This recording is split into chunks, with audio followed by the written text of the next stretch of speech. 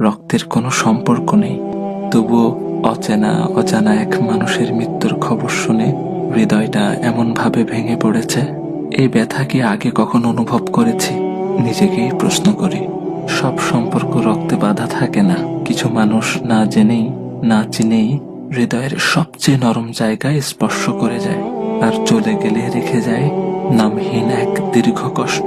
কেন জানি মনে হচ্ছে এই শোকটা শুধু তার চলে যাওয়ার নয়, এ যেন মানবতার এক নীরব অংশের বিদায়। চেনা ছিল না, কথা হয়নি কখনো, তবু তার অনুপস্থিতি হৃদয়ে গভীর শূন্যতা রেখে গেছে।